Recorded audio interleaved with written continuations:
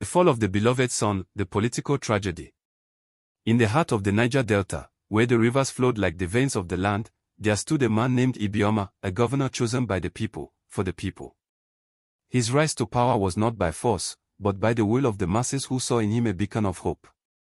For years, he served Rivers State as a governor with humility, building roads where there were none, schools where children once sat under trees, and hospitals where the sick had been left to their fate.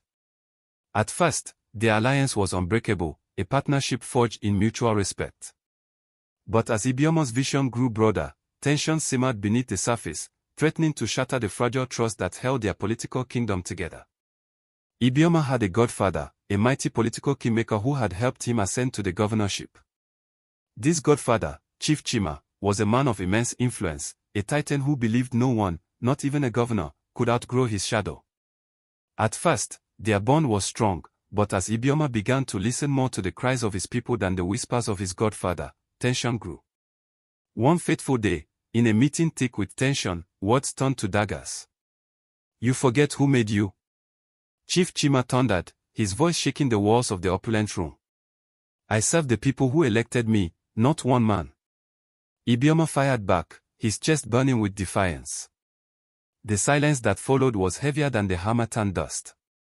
Chief Chima's eyes darkened like storm clouds.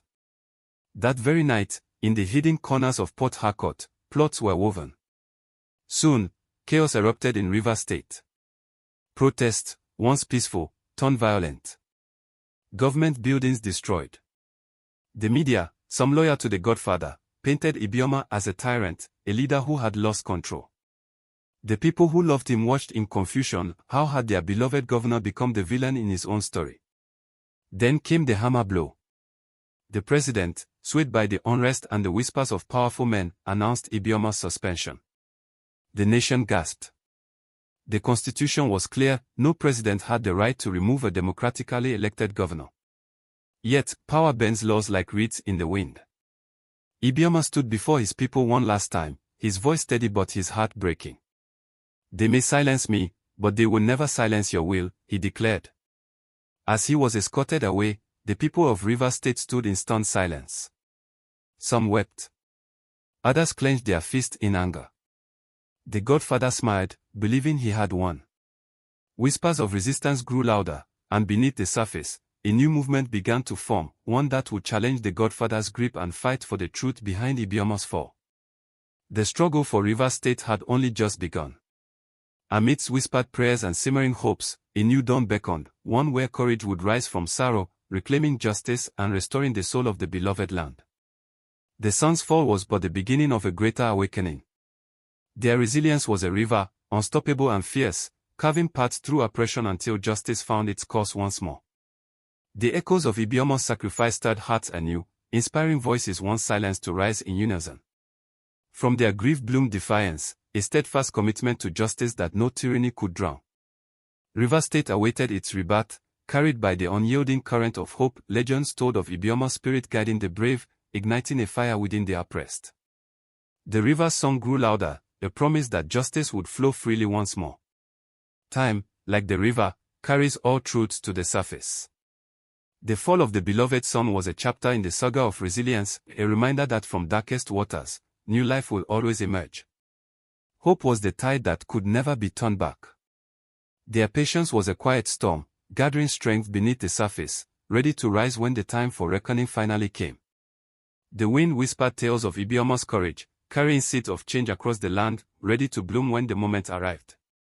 In silence, they prepared, unyielding, united, knowing that the dawn of justice was not a question of if, but when.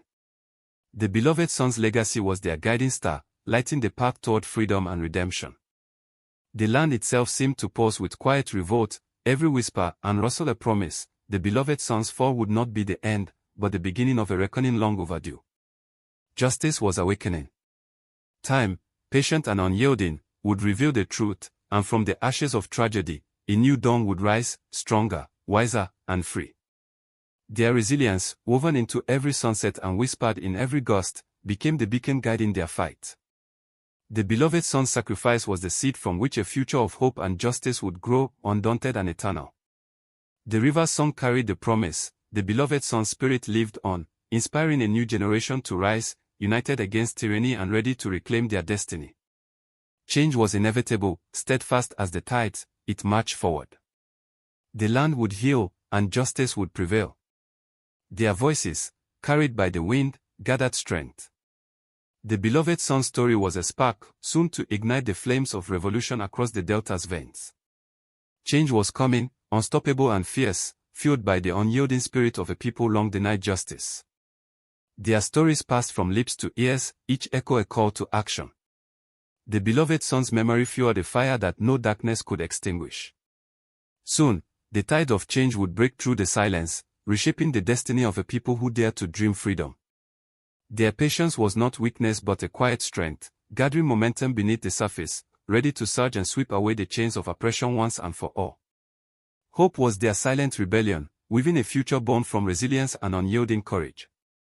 They prepared quietly, their resolve hardening like the ancient rocks beneath their feet, ready to rise when the moment was right, to reclaim their heritage and honor the fallen son's sacrifice.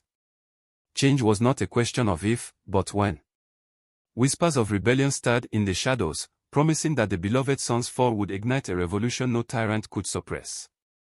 The land itself seemed to pulse with anticipation, as if nature itself conspired with the people's resolve. Their unity, forged in sorrow, promised a dawn where justice would finally rise from the waters. The fall of the beloved son was just the beginning. Their stories echoed through generations, a testament to enduring spirit and the unbreakable bond between land and people. The beloved son's legacy fueled their resolve, transforming grief into a catalyst for awakening, a promise that justice, like the river, would flow unceasingly until freedom was won. Their songs carried through mangroves and creeks, a mournful yet defiant melody that promised renewal and the unyielding spirit of a people ready to reclaim their destiny. Their patience was both armor and weapon, as the cycle of oppression met the steadfast heartbeat of resistance, promising a future where the beloved son's sacrifice would no longer be in vain. Their resilience, rooted in history and hope, kindled a fire that no darkness could extinguish, an unyielding vow that change was not just inevitable, but imminent. Their hearts remained bound to the land, each whispered story a spark rekindling the fight for dignity and peace. The fall of one son had ignited a movement, quiet yet unstoppable, like the eternal rivers shaping the Delta's fate. With every dawn, hope renewed, whispered promises carried by the wind, the spirit of the beloved son alive in every heart, ready to rise again. The struggle continued, unbroken, relentless, a testament to the enduring power of justice and the unyielding courage of the people. Their voices, once silenced, now echoed through the mangroves, a testament to resilience and the promise that peace would one day bloom from the river's eternal flow. They held on to the belief that the beloved son's fall was not the end, but the beginning of a new chapter, one where justice would rise like the tide, and the Niger Delta spirit would never be broken. They watched, they listened, and they prepared, knowing that change would come like the tide, steady and unstoppable, reshaping their destiny at last. The land whispered tales of sacrifice, and beneath the canopy, a new generation rose, fierce, determined, to reclaim their stolen future and honor the beloved son's sacrifice with unyielding resolve. Time moved slowly, but hope remained unwavering, a quiet force growing stronger with each passing dawn, promising that one day, the beloved son's sacrifice would ignite the spark of true freedom. Their memories fueled a quiet rebellion, a promise that one day, the beloved son's fall would birth a dawn where justice and peace flowed as endlessly as the rivers themselves. But in the depths of the Niger Delta, where the rivers never stopped flowing, the people remembered. And they waited. For in Africa, no injustice goes unanswered forever.